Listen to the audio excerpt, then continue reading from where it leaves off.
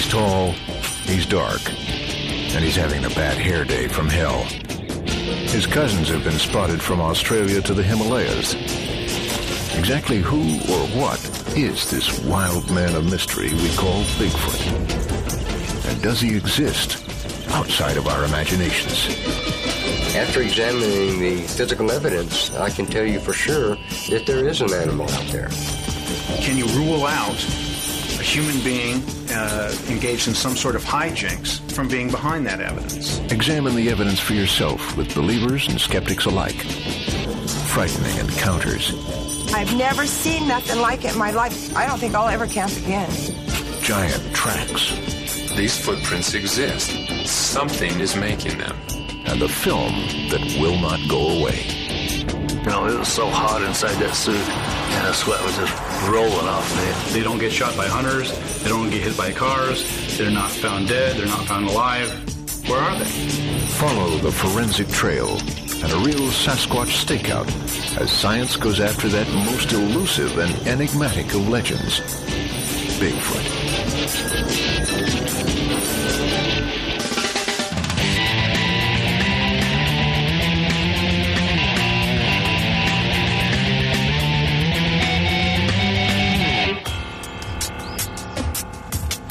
The first thing you need to know before you go looking for Bigfoot, if there's one of them out there, there must be thousands.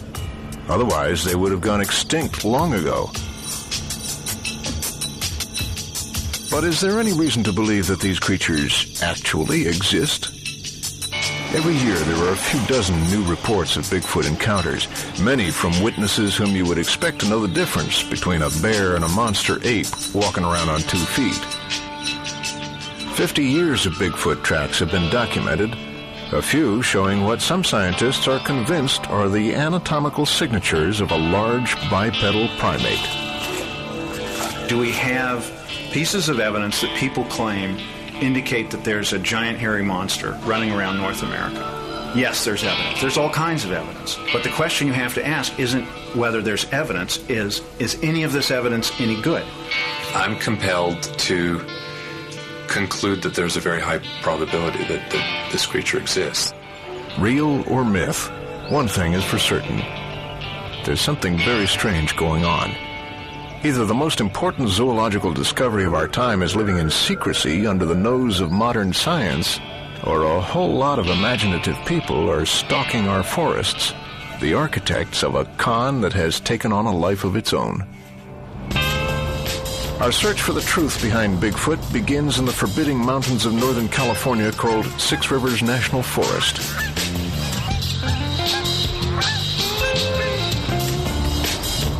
In the past 50 years, there have probably been more Bigfoot tracks found and Bigfoot sightings reported here than in any other region on Earth. Back in 1958, some of the first tracks were discovered on a logging road construction site. The media jumped on the story, and the local term, Bigfoot, became a household word. Bigfoot gave the little community of nearby Willow Creek, California, a modest claim to fame. On the morning of the annual Bigfoot parade, the town turns out in force, which makes you wonder, is the local Bigfoot lore just good for business? Or do the people here really think there's more to it than that? I was here firsthand. I do believe in it. We here know the truth. The others can think whatever they want. I believe in it. Yeah, it's a true story. No, there's somebody out there. I have a heavy one there. Do you think Bigfoot's real? Actually, no, I don't. Yes, he is. The town of Willow Creek may have its skeptics and believers, but what about at the National Park Service headquarters here? There is no official position on Bigfoot, but Ranger John McDonald has his own opinions. From what I've heard from various sources that don't know each other, I think there's some credibility there. And I think it's worth looking for. I mean, we spend a lot of money looking for life on other planets, but we have no evidence whatsoever that it exists. We have more evidence that Bigfoot exists than life on other planets exists, and we're looking for life on other planets, so why not pursue this? People do not realize is there is a lot of remote area up here, really remote. But is it remote enough?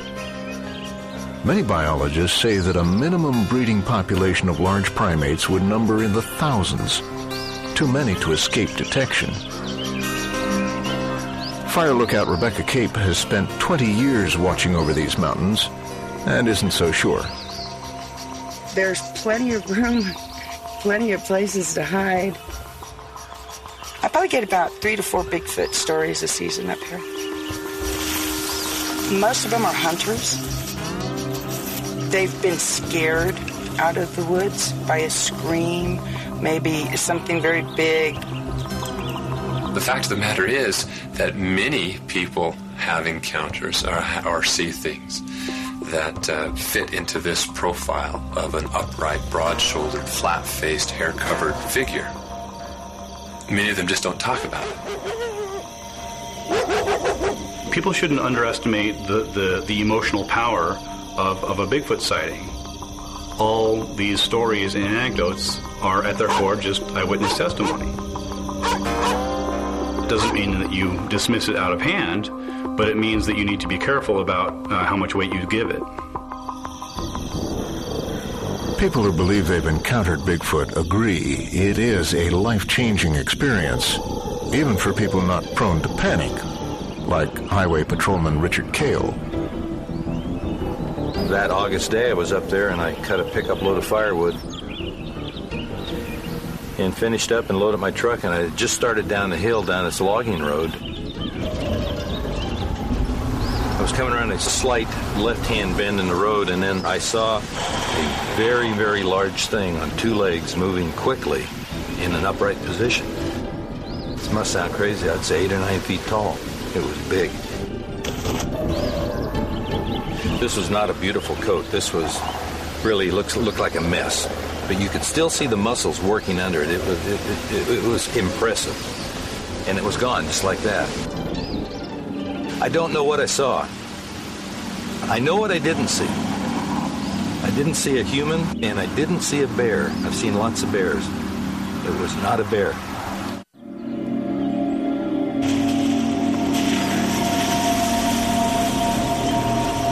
Recently, Catherine Markifer was camping with her sister on a nearby mountaintop. They were worried about bears until something much more frightening paid them a visit in the night. There was no one around, no one at all. My sister was a little scared, thinking a bear was going to get us. Sounds funny. I made her a bed in the back of the Jeep, and she was settling in. I looked out the window, and I thought I seen something and took a second look, and there was Bigfoot, as big as day. I've never seen a torso that big in my whole life. It wasn't only that it was so tall, it was the broad shoulders. I've never seen nothing like it in my life. It scared me so bad, I flew down the mountain as fast as I could go. Never in my life would I ever dream there was a Bigfoot. Many Bigfoot eyewitnesses seem like remarkably sane people, but eyewitness testimony is notoriously inaccurate, especially when people are frightened. There is recent research that has suggested that in the conditions of stress and fear, as you would expect, happens in Bigfoot sightings, that the brain actually does an even worse job of remembering what it sees. The brain secretes an enzyme called PKC that actually inhibits concentration and memory, and short-term memory. So really, eyewitness testimony is not reliable. Police detectives know this. Lawyers know this. Psychologists know this. There's nothing shocking about it. But the problem is that when you apply that to Bigfoot sightings, it's even less reliable. Eyewitness accounts are one thing. Eyewitnesses who conveniently, perhaps too conveniently, have a film camera with them is an entirely different thing. That was the case in 1967 when 2 cowboys and avowed Bigfoot fans went in search of the creature and apparently captured it on film. The result? A giant, hairy female in full stride who would become the poster child for the Bigfoot movement. What's the story behind this remarkable footage?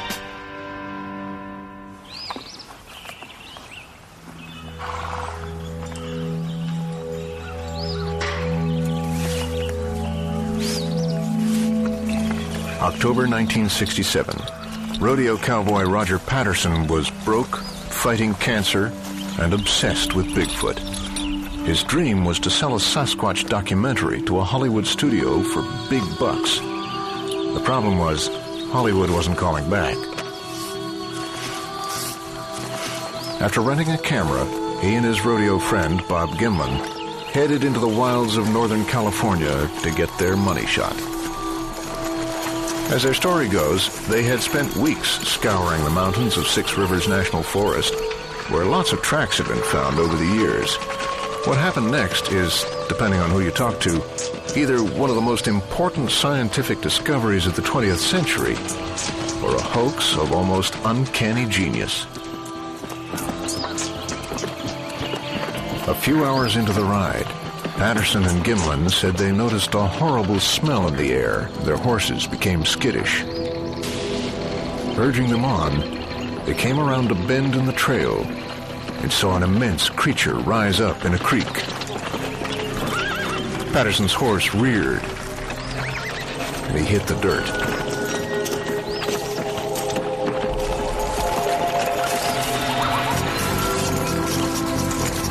Scrambling up, he got out his camera and began to head after the creature. This is how the famous footage unfolds. Patterson apparently struggles to frame up a shot. As the camera settles down, there it is.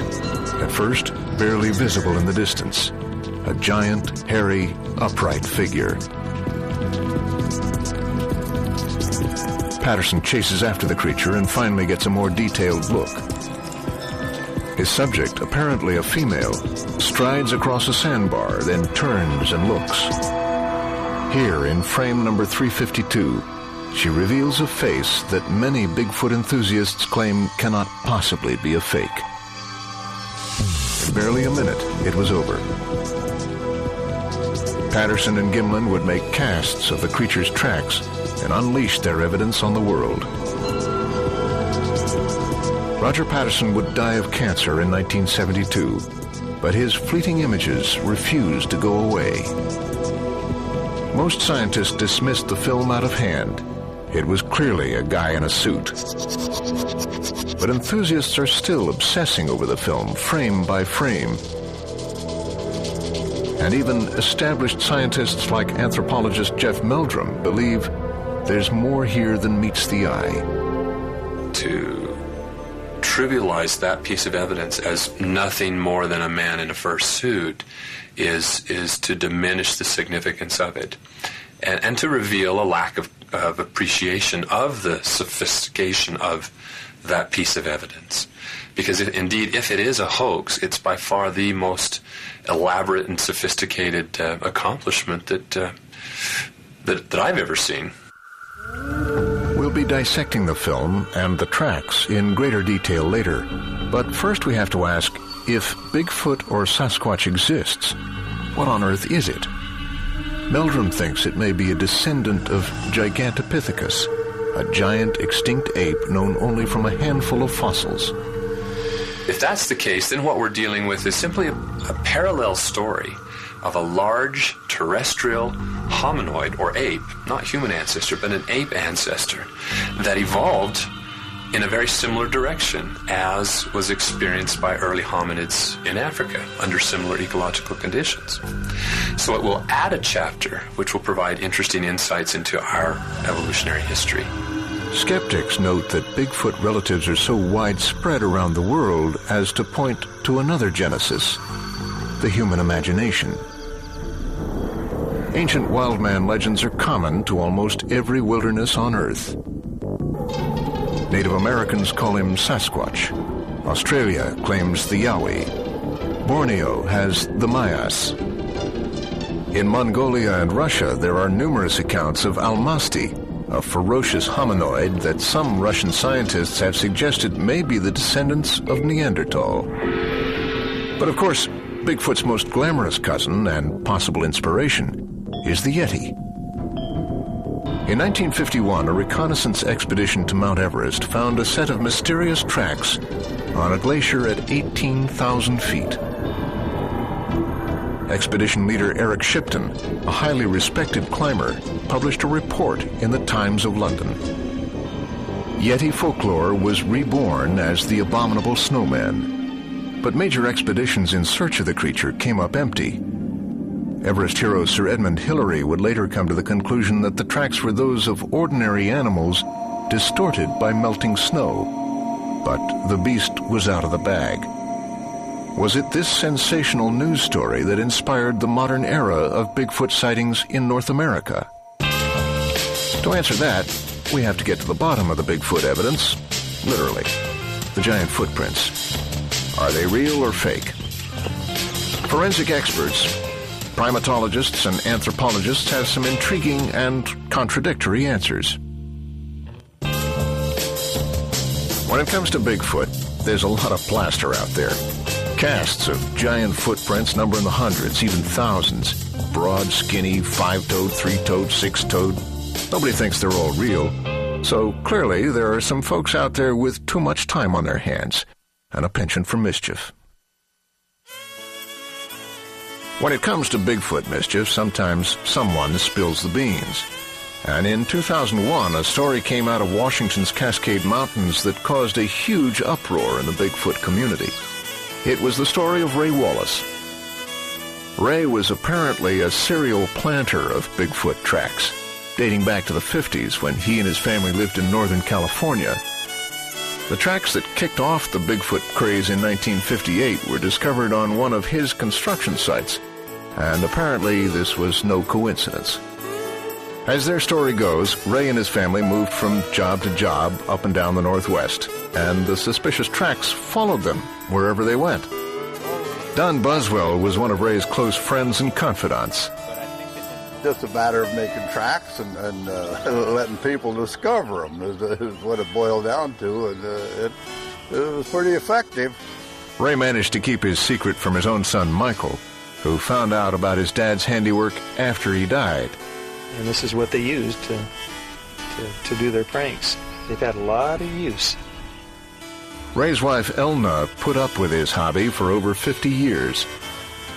I told her it was all right to do that, but I said you might get in trouble. I said, oh, I'm not going to get in trouble. Ray's younger cousin, Dale Lee, was in the loop. He would never admit that he did anything.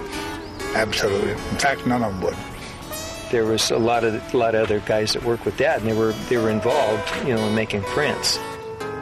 I mean, he was full of it. There ain't no doubt about that. And that's the thing we did with Bigfoot. He was just constantly doing something when he had the chance, And they had straps on them, and we'd put them on our feet. It was pretty effective. Well, one of their favorites, I think, was to get on the rope behind a pickup. It would kind of give them momentum to make these big strides, and some of these guys were pretty big fellas. You drive slow, and you just take these long steps,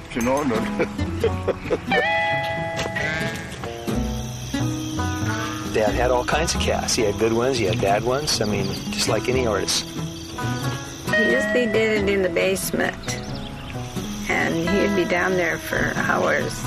He was kind of a perfectionist, and each toe and everything had to be just so. He was developing a suit.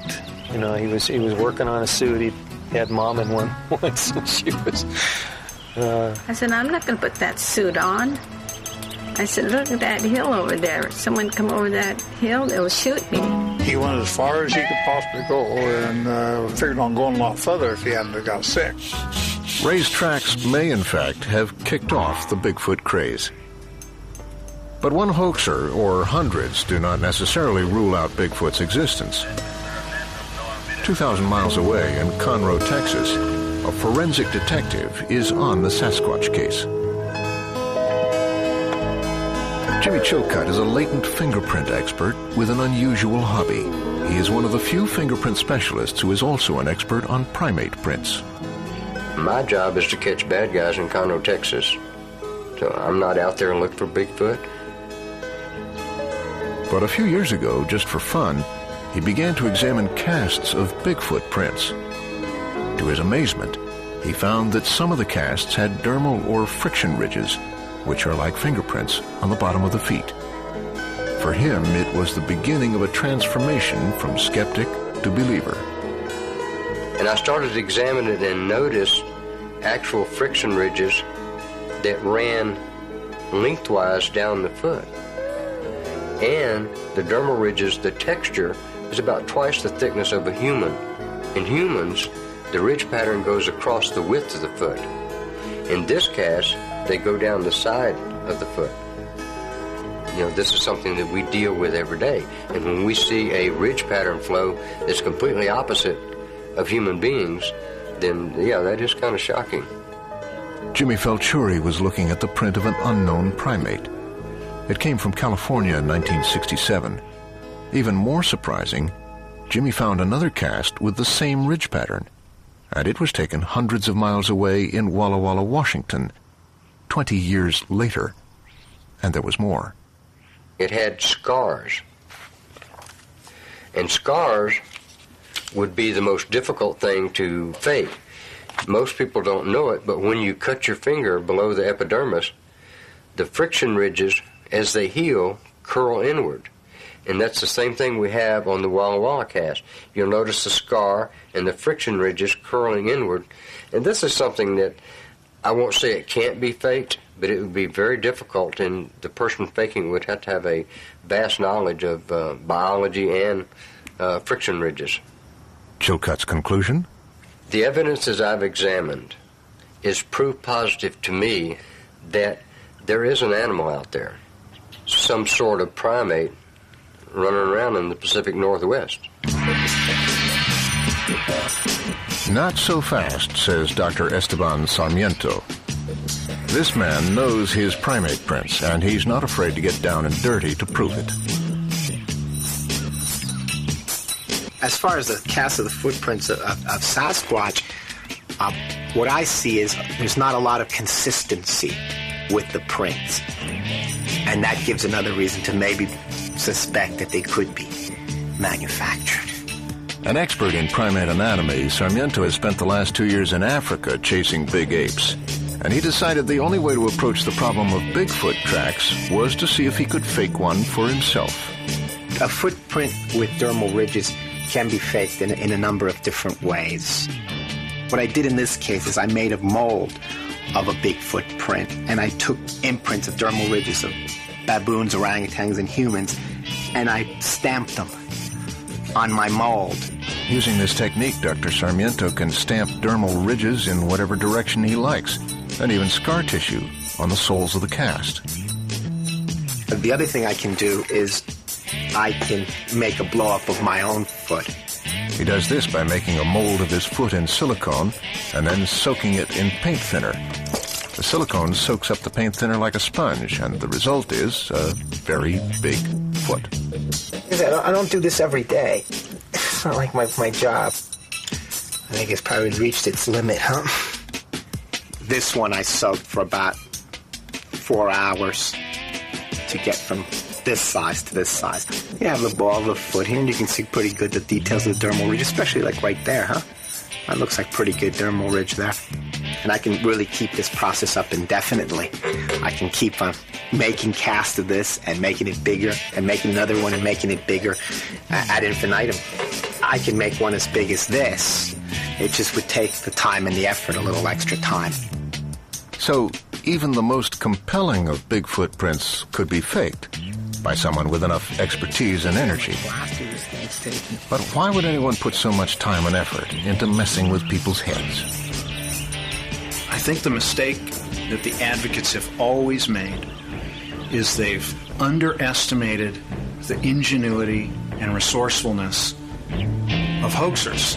They assume that somebody is being dishonest or socially irresponsible, that they also must be stupid and incompetent. And I don't think that's the case at all.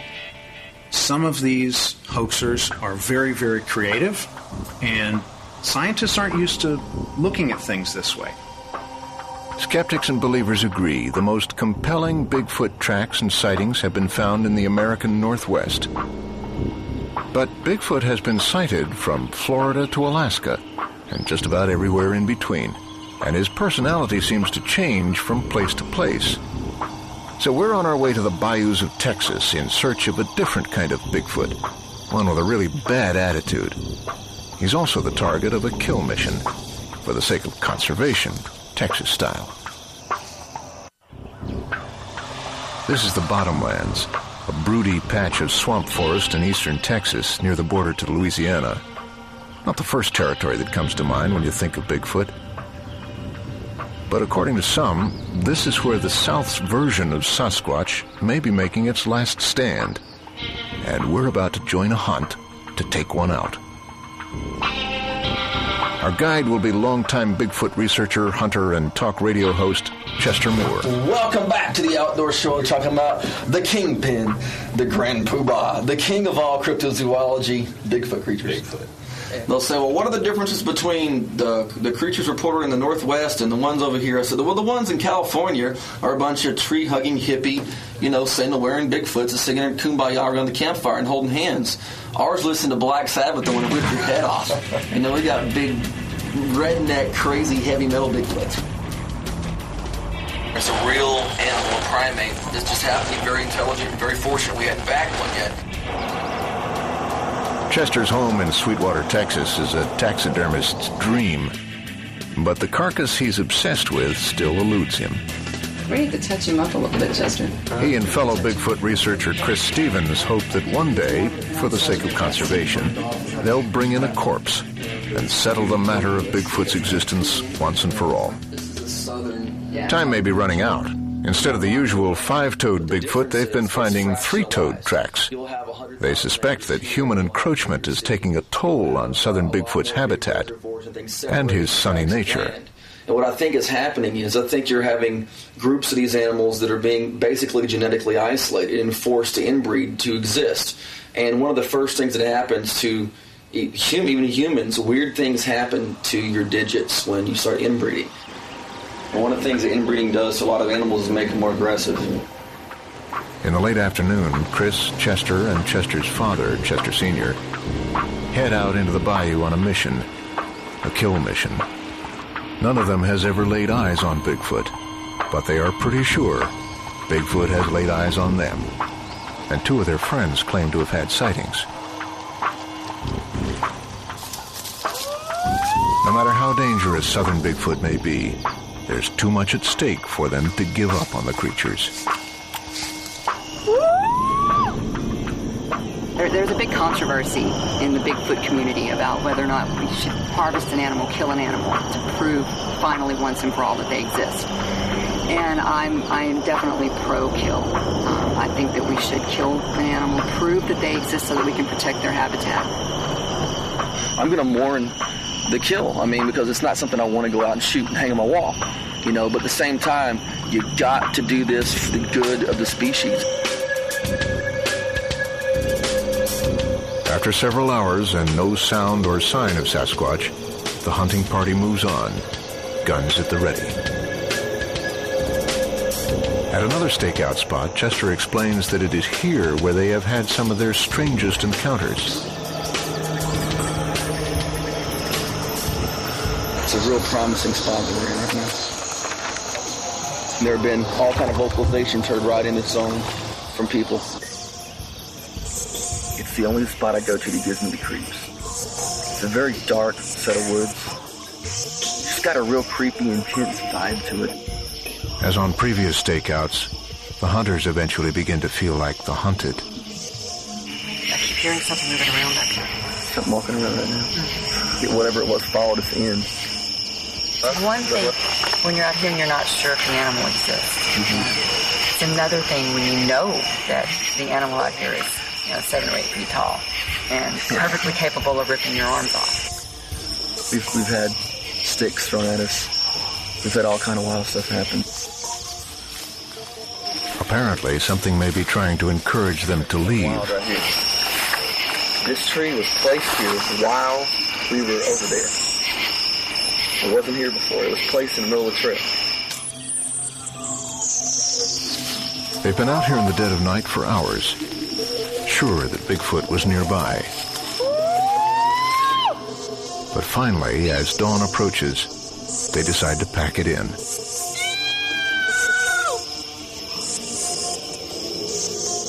Bigfoot neglected to show himself on this trip, perhaps not realizing that by sacrificing himself he could save his species.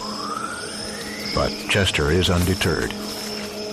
I'm honored that I'm able to have this kind of close encounter with one of God's most amazing creatures. I mean, that's cool. From Northwest's hippie Bigfoots to Texan killer Bigfoots, we now travel to Tennessee, where Bigfoot can be positively neighborly. The fact that Bigfoot takes on a different persona depending on what region you're from is actually to be expected, because if Bigfoot is in fact more of a social construct than a real creature, that would explain why.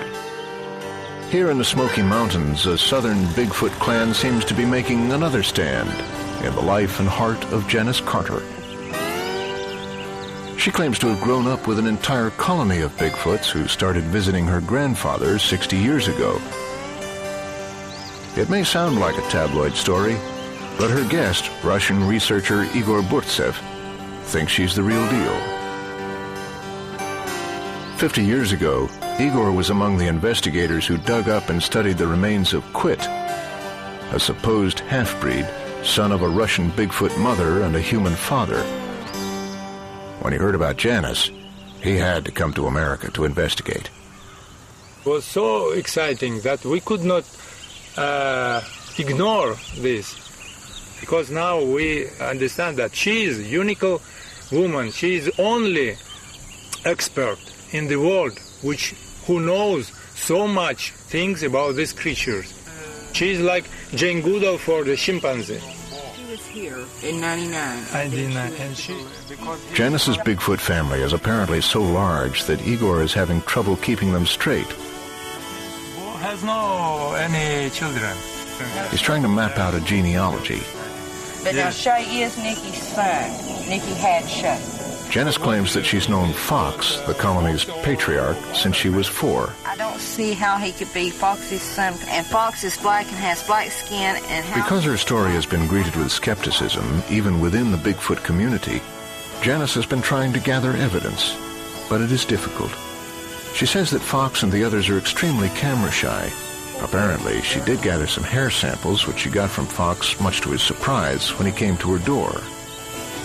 March the 23rd of this year, he knocked on the door here, and he wanted garlic.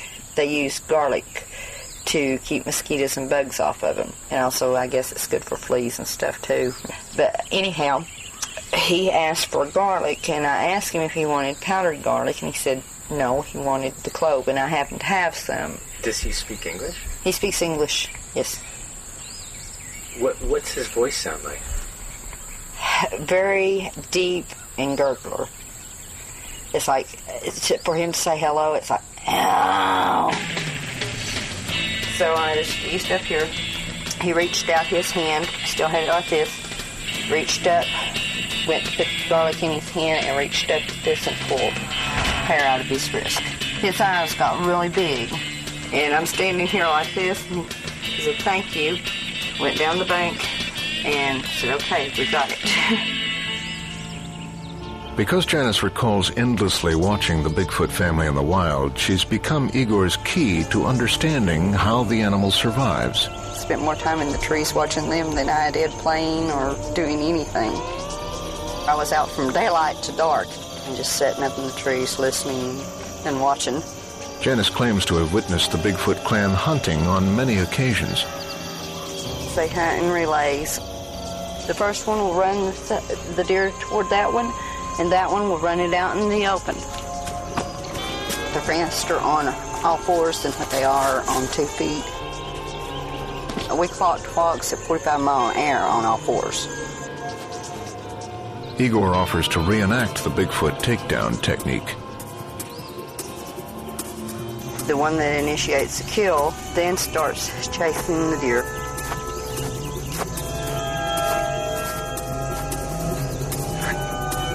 Reach out, grab the back leg, snap it in 2. Reach up with the other hand under the chin. Push and force the head back till the neck breaks. Then they'll take your fingernails, which are really sharp, and slit the belly to take the innards out. Reach in, pull the liver out, and the heart. When I was little, it bothered me really bad, and it still bothers me. I don't want to see them kill anything because it's gruesome, but I've sort of grown used to it. Janice is fully aware that people think she's living in a fantasy world. But for her, Fox and the others are real, and they're family. They're very highly intelligent, and they do use a language. They have a culture. I think what we're left with is that Bigfoot is a mythological creature. I don't think Bigfoot is a biological problem. What I think it is, it's a very interesting cultural anthropological problem and a very interesting psychological problem. If that psychological problem has a Rorschach test, it's this: a mere 24 feet of film that has remained the centerpiece of the argument for more than 35 years. How does it stand up to the intense scrutiny of the digital age? You might be surprised. And hopefully the rest of the community will do the same kind of thing, you know. Back in Texas, Bigfoot hunter Chester Moore has invited his friend and fellow enthusiast M.K. Davis over for an examination of the famous Patterson-Gimlin film. Davis, an amateur astronomer, has used skywatching techniques to dissect our very down-to-earth Sasquatch. Basically, technology has caught up with this film. This is a digital world, and you're able to do wonderful things through digital analysis. There you see it blinking its eye, and you see a scar on the forehead actually going up and down as well as the eye blinking. That's not consistent with a stiff, rigid rubber costume. Not at all. It's only 2 frames apart, and you're looking at that kind of movement there, you're looking at something that's extremely dynamic. Of course, I've got the head stabilized, and that makes all this facial movement very easy to see. And right here on this far corner of the mouth, the lips part, displaying these huge, blocky-looking teeth. I've never seen anything remotely this clear. You know, that's the stunning thing to me is the clarity. I mean, it's almost like looking at a different film. You know. Now, what I did right here was to take 2 images. These are close-ups of the breasts, and a lot of people have argued over the years about, are they really breasts? Or is it just a big male Bigfoot? What I was working on here was to see just how much those breasts were swinging, how much movement, natural movement that you would see. So you can see right here where it's been stabilized. That doesn't move. The only movement you're going to see is breast movement. And they're flopping. These are 2-frame blinks is what I call them. And this technique's been used in astronomy for years. That's how they discovered Pluto. They take 2 different pictures on 2 different nights, and they put them in a machine. Of course, now you can do it digitally, but in the old days, you put them in a machine, and it literally blinks them back and forth. And any object that has moved would appear to hop. It's pretty intense. It's a man-like animal. When it's proven and the body's brought in, it's going to be looked at as the most important biological film ever. I mean, I really believe that. Dr. Jeff Meldrum appreciates MK's enthusiasm for the subject, but suspects he might be reading a little too much into film grain. Still, his reading of the film leads him to the same conclusion. This is just not consistent with a hoax. With a distinctive, I can go on to name muscle group after muscle group that are evident, clearly evident, even given the limited resolution of the film. Here's a very clear shot of a frame that was enlarged when the film subject was still fairly close to Patterson. And so it affords us an exceptional view of some of the details of the anatomy. We can see the major muscle groups, such as the gluteus muscles. You can see the shoulder blades, and in the film in motion, see the movement of the shoulder blades as the arms swing, as they glide beneath the skin.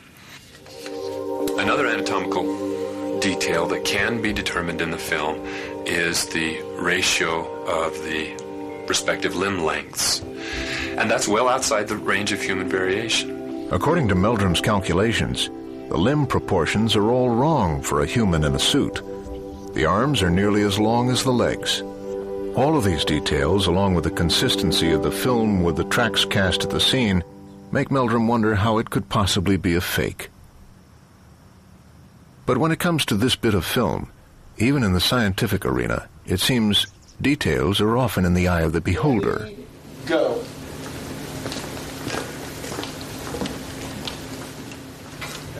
Good. Dr. Daniel Schmidt is an expert in using video analysis to understand animal locomotion. Dr. David Degling, the one wired for motion, is an anthropologist. Go ahead. All right. Together, they've scrutinized the Patterson-Gimlin film, and for them, it comes up short. It's not a good piece of wildlife photography. It's an absolutely terrible piece of scientific imagery. The subject on the film always occupies a very, very small part of the frame. You've actually got to blow the image up. And when you blow the image up, that image quality is going to deteriorate. The problem is the video's too difficult. You can't identify where the elbows are on that animal, or the wrists, or the shoulder, even worse, or the hip. It is virtually useless in determining specific anatomy. From this film, you can identify that there is an upright walking biped in that film that has arms and legs. In terms of the limb ratios, the speed, the stride length, nothing can be determined from that film. There's not enough data in it. And to make claims otherwise isn't scientifically valid. It's time to go back to the source, Washington's Cascade Mountains, where the Bigfoot filmmakers grew up. If the Patterson film is a hoax, there are 3 witnesses. One, Roger Patterson, is dead. The second, Bob Gimlin, isn't talking. So the question is, what about the guy in the suit? Several people have come forward over the years to claim that particular honor. We're here to meet Bob Hieronymus, who as a young man used to ride with Patterson and Gimlin. Bob claims that back in '67, he was the guy who strode across Bluff Creek in Patterson's Bigfoot suit. Around here, there are a lot of people who will back Bob's story up. And, well, there's that walk. People say I walk like Bigfoot anyway. To his friends, Bob's Bigfoot role is old news. I've heard a lot of people say, can you believe that old Bob was really Bigfoot? That was a lot of people say that, Bob says his secret wasn't much of a secret around here. My biggest concern always was that somebody's going to shoot you, That was my big concern wearing the suit. That was my big concern all the time. Everybody around here, after a few years knew that was me. Oh, yeah. We knew it was. We all just everybody just kept it quiet. According to Bob, Roger Patterson approached him in the fall of 1967 with an offer that was too good to pass up. He wanted a pretty good-sized guy, somebody that they could trust to wear this Bigfoot suit. They said, we'll pay you $1,000, and it'll only take about 10 minutes. So I was 26 years old at the time. I jumped on it, After a trial run in Yakima, Bob says, they all shook hands and agreed to rendezvous in California in a few weeks' time. They met up in Bluff Creek, home of the infamous Wallace tracks and many Bigfoot sightings. The next morning we got up and they made coffee and saddled up the horses, put the Bigfoot suit on the back of one of the horses. We went seemed like about a half a mile from where they were camped up into this place where they had picked out before I got there to film the Bigfoot film. We unloaded the suit, and of course they helped me in it. It was in October, and I figured there'd probably be hunters.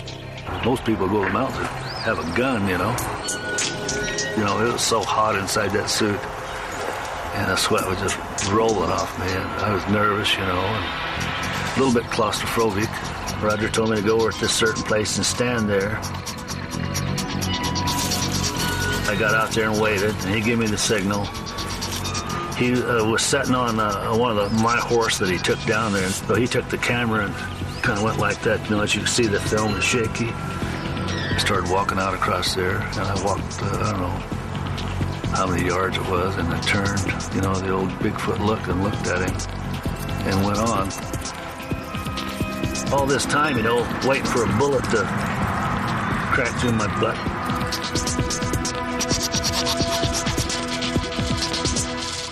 That was the end of it.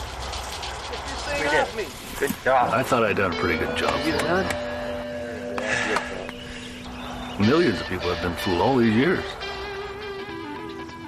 If they would have paid me the $1,000 like they promised, I would have kept my mouth shut. Of course, there's no hard evidence to prove Bob's story either. The suit hasn't turned up. What it boils down to is, was Roger Patterson incredibly lucky or a hoaxer of extraordinary gifts? And in the end, experts on both sides of the equation agree. You certainly can't prove Bigfoot's existence, but for that matter, you can't completely rule it out. The bottom line is simply this. These footprints exist. These casts exist. Something is making them. I've come to the conclusion that we're simply dealing with a great ape. There's a very strong will to believe, and I think part of it is people don't want the mystery solved. I think a lot of the public is just as happy to have it remain a mystery. There is no way to establish beyond a reasonable doubt that there's such an animal without having a body on a dissecting table. We have to ask the question, if there's an animal out there, why haven't we found it? I don't see anything that is going to encourage me to quit my day job to go looking for these hairy giants.